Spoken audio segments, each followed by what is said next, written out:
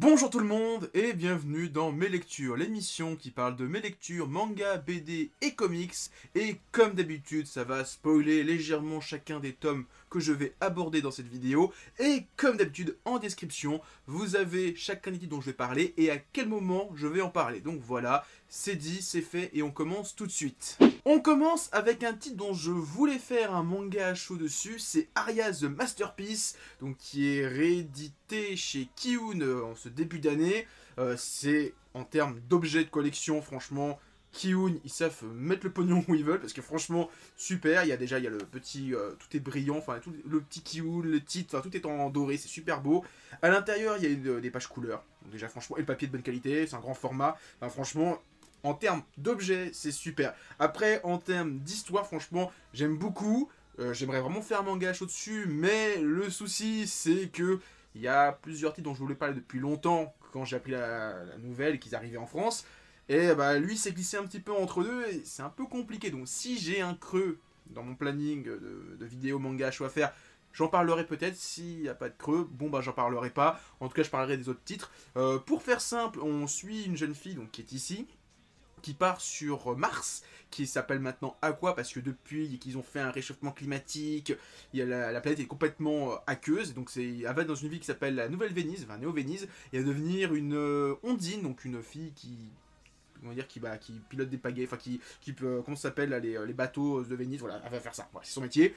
Franchement, visuellement, c'est super beau. Alors l'univers, c'est de la SF, mais pas de la hard SF, c'est vraiment de la SF, on est dans le futur, point barre. Voilà, c'est de la SF médiévale fantastique parce que finalement, voilà, elle a une tenue, on va dire, plutôt, on va dire, heroic fantasy plus que science-fiction. Et franchement, j'aime bien. Bon, il n'y a pas encore de réelle histoire, hormis que bon, bah, l'héroïne veut devenir une ondine, et donc elle veut devenir, au début elle est apprentie, elle va monter de grade en grade. C'est super beau, j'avoue, il y a le passage où elle fait son travail, c'est super beau, il y a le passage où il joue avec l'eau, c'est incroyable. Après, c'est sûr que là, pour l'instant, il n'y a pas une méga quête de ouf, ou voilà, c'est pas encore un truc shonen en mode je veux devenir la ondine numéro 1, c'est pas encore le but, j'ai l'impression du titre, je connais pas l'histoire d'origine, donc enfin.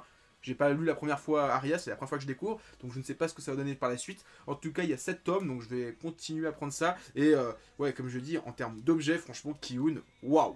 Ensuite, on passe à Happiness, tome 9 sur 10, donc l'avant-dernier tome de cette série de vampires de Shuzo Oshimi. Et bah, alors, le tome est super bien, alors on retrouve notre personnage principal qu'on n'avait pas vu depuis 3-4 tomes, on découvre un peu ce qu'il est devenu pendant tout ce temps. Il y a des trucs hyper glauques, il y a des passages assez violents. Shuzo Oshimi, franchement, il s'est lâché. Par contre, je me dis, il reste un tome. Comment il peut conclure son histoire en un seul tome? Là, j'ai peur. J'ai peur que ça se casse la gueule sur le dernier tome. Je sais pas, je le sens pas. Je vais peut-être me relire les 9 tomes pour l'arrivée du tome 10 et avoir une vision globale. Parce que ça se lit relativement vite, hein, Shuzo Oshimi, donc ça va. Je pense que je peux essayer de lire les 10 tomes d'un coup. Mais franchement, j'aime beaucoup.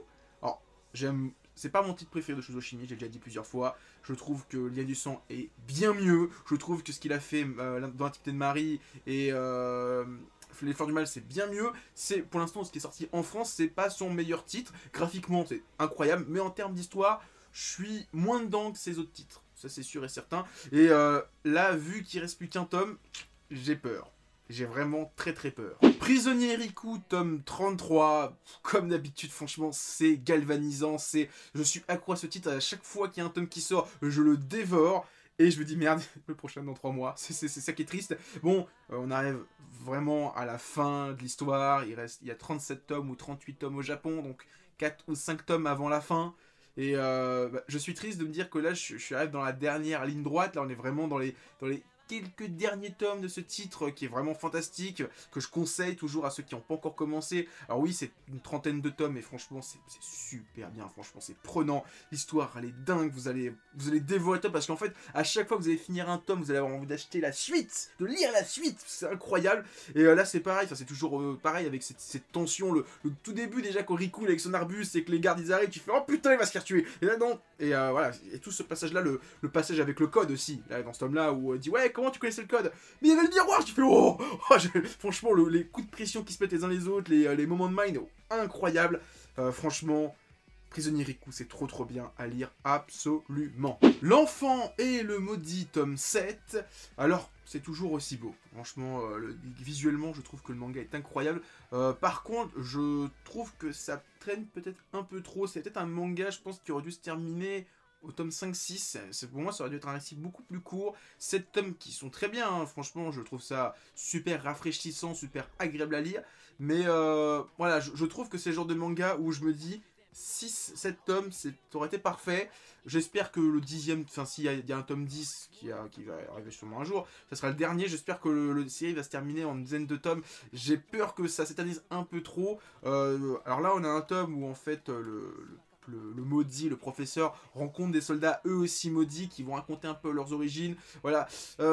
J'ai bien aimé, mais j'avoue que vu que c'est le genre de titre où il y a une parution assez irrégulière, bah, j'avoue que je me souvenais plus trop de ce qui s'est passé dans le tome précédent. Et arriver dans un tome qui commence direct dans l'action, où t'as le professeur face à des soldats qui commencent à lui raconter sa vie, tu dis, il s'est passé quoi déjà avant? Putain, je me souvenais de l'histoire de la tante de l'héroïne, mais de l'enfant, mais je pense qu'il s'est passé un tome ou deux entre les deux trucs et que j'ai plus tous les bons souvenirs, donc à voir. En tout cas, je conseille, c'est bien, mais j'avoue que 7 tomes ça commence à être un petit peu long, et bon, il y a peut-être le rythme aussi de Komiku qui a eu des petits soucis. Voilà, en plus j'ai vu une news comme quoi ils allaient se séparer de leur librairie à Paris, ce qui fait qu'il n'y a plus beaucoup de librairies de manga, spécialisées manga sur Paris, c'est un petit peu triste. Voilà, mais voilà, c'est tout ce que j'avais à dire sur l'enfant et le maudit. Kingdom, tome 33, donc c'est le tome qui marque la fin de la guerre, de la coalition, l'arc où tous les pays de Chine se sont alliés contre l'état de Qin, donc l'état du héros, des héros. Voilà, c'est un final en apothéose avec Shin qui tient tête à Uken, donc l'homme qui a tué, spoiler, Uki, hein, donc un petit peu le maître, le mentor du héros, un de ses mentors. Voilà, en plus, bon, c'est un tome en plus qui fait la conclusion de ça, donc on donne les trésors à tout le monde, on donne les récompenses, les montées en grade. Shin qui devient général aux 3000, commandant aux 3000 hommes, c'est pas un général encore, il le dit bien, je suis pas encore général, je suis commandant aux 3000, il reste 5000 et après ça sera général. Donc il monte tout doucement en grade, il est quand même en une trentaine de tomes, 3000 hommes derrière lui, c'est quand même énorme.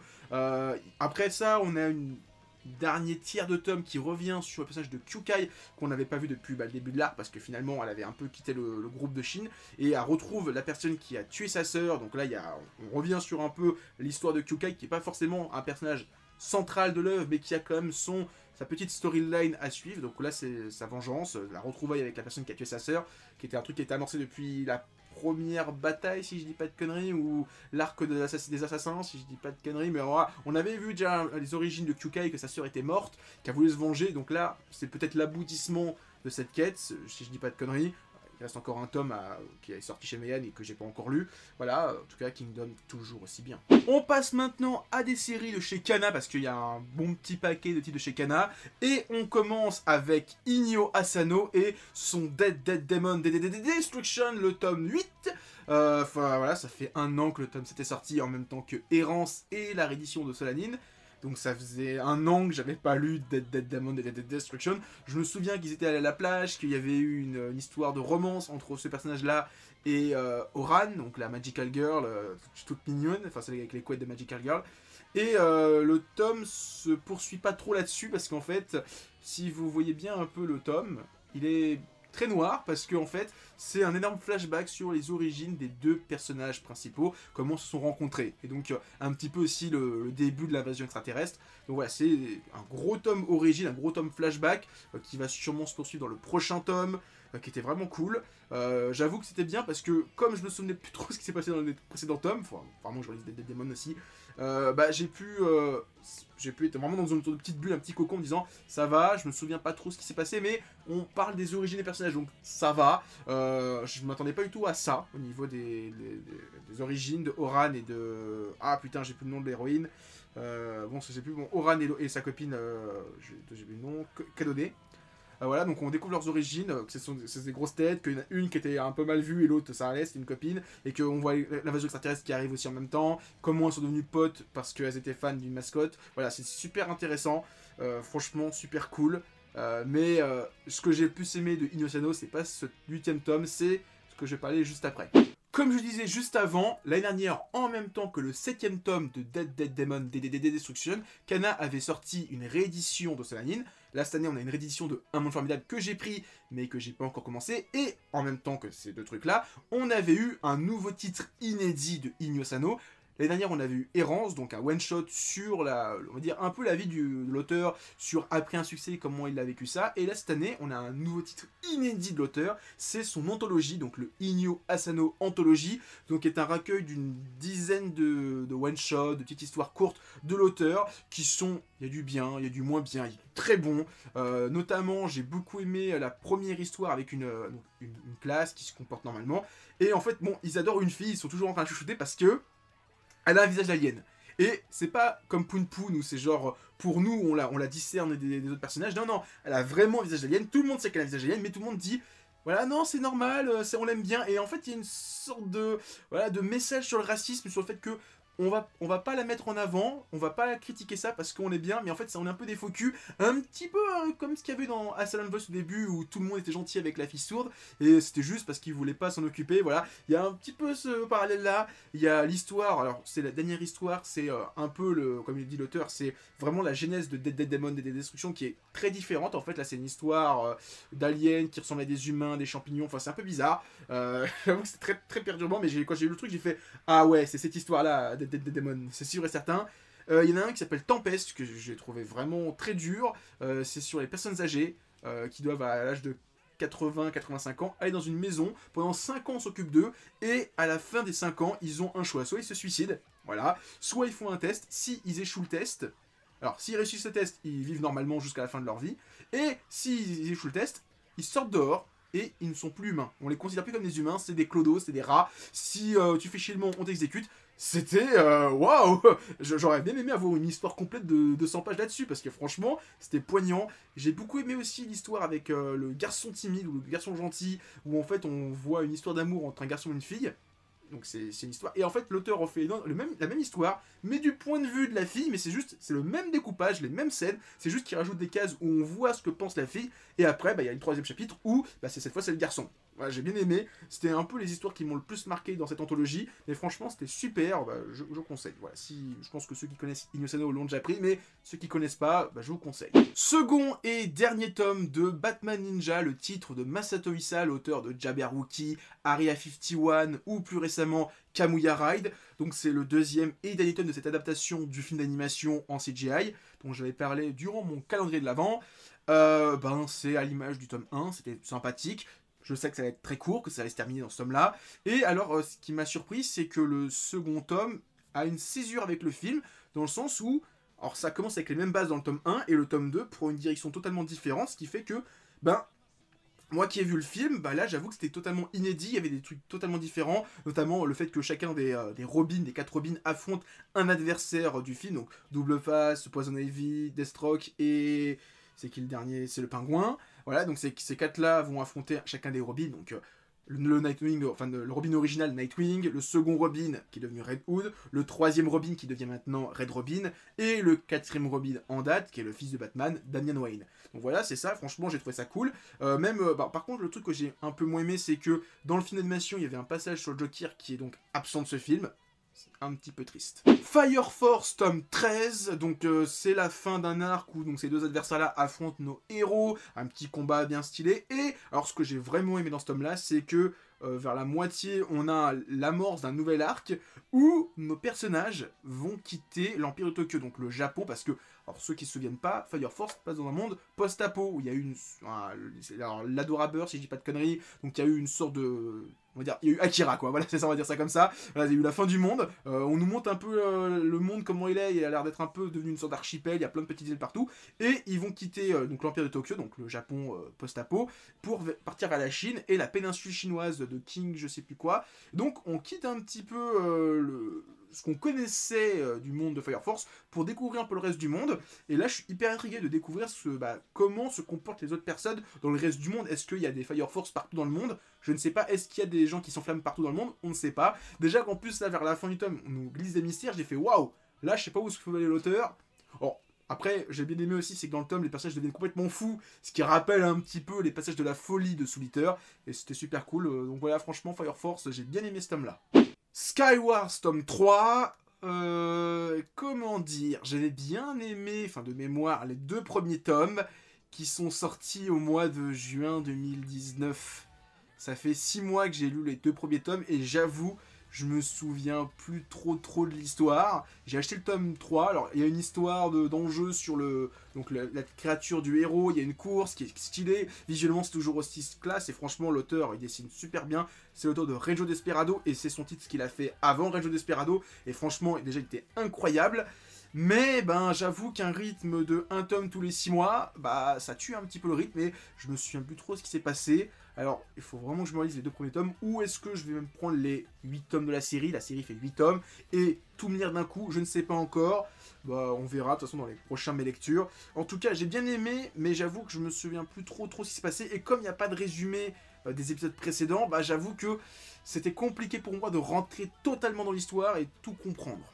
Et on va finir avec une BD avec le 4e et dernier tome des Chevaliers d'Héliopolis. Alors c'est Citrinitas, l'œuvre au jaune. Donc c'est un des derniers titres de Jodorowsky et de Jérémy Perrin. Donc Jodorowsky, un auteur que j'aime énormément, qui a fait pas mal de bonnes œuvres que j'aime beaucoup, notamment La Caste des Métabarons. Un de ces 4, j'en parle sur la chaîne, hein, je vous jure. Dès que la série Métabaron, qui devrait reprendre prochainement chez les Humanoïdes Associés, il ne reste plus que 2 tomes, est terminée, je fais la grosse vidéo sur La Caste des Métabarons. Mais pour l'heure, on va parler des Chevaliers d'Héliopolis, je fourche, donc qui est le dernier tome de cette série, assez mystique, assez alchimiste. Et alors, j'ai été un petit peu déçu, on découvre un peu les origines de pourquoi les chevaliers existent, et je trouvais ça un petit peu tiré par les cheveux, la conclusion un petit peu facile, mais dans les thématiques... Alors, pour faire simple, il y a un mec qui vient d'une autre planète, qui veut revenir sur sa planète, mais le problème c'est qu'il a besoin de 20 gars. Et il dit, bah, faut que je trouve 20 gars qui ont des super pouvoirs, donc il a trouvé pendant le fil des temps des gens, et bah, il y a un groupe de gens qui veulent faire la même chose avec que des filles. Et donc ils disent, bon, on est 10, on y va ensemble, et on fait ça. Ils arrivent sur la planète du gars, ils disent, ah ouais, mais on était des hommes humanoïdes, immortels. Le problème, c'est que bah, les hommes, quand ils sont immortels, ils se foutent sur la gueule. Il faut des hommes et des femmes. Donc ils reviennent sur Terre à la fin. Je schématise vraiment rapidement la fin du titre. Et ils reviennent, ils disent, on va essayer de protéger la Terre, on va essayer dans l'ombre. Voilà, j'ai trouvé que c'était... Alors, dans l'idée de, oui, il faut que l'homme et la femme soient ensemble pour évoluer, très bien. Franchement, c'est un peu tout le principe du titre. Mais j'avoue qu'il y ait besoin d'un alien qui vienne d'une autre planète pour faire ça. Voilà, c'était un petit peu... Ouais, Jodorowsky, pourquoi voilà, mais sinon, c'est super bien, franchement. Les 4 tomes étaient super cool. Je vais peut-être me les relire prochainement parce que, franchement, c'était super bien, les Chevaliers d'Héliopolis. Ça commence quand même avec une histoire où on suit l'enfant, on va dire illégitime, caché de Louis XVI, qui va survivre au fil du temps, qui va rencontrer Napoléon, et ça se finit, on est à la fin de la Seconde Guerre mondiale parce qu'il est immortel. Franchement, c'est super cool, le titre est trop bien. Mais j'avoue que cette histoire d'alien, j'étais... Ah, ça aurait été juste un mec immortel depuis 10 000 ans qui vient de la mythologie grecque, j'aurais dit, ok, un alien... Je suis un peu moins fan, voilà, c'est mes goûts personnels, hein. À ce niveau-là, je trouve que l'Alien, c'était un petit peu trop. Donc voilà, c'était ma vidéo, mes lectures. Comme d'habitude, si vous avez aimé la vidéo, likez, commentez, partagez. Et surtout, en description de cette vidéo, il y a des liens vers mon Twitter, mon Discord et mon Instagram. Et comme d'habitude, continuez à lire des mangas et à plus tout le monde.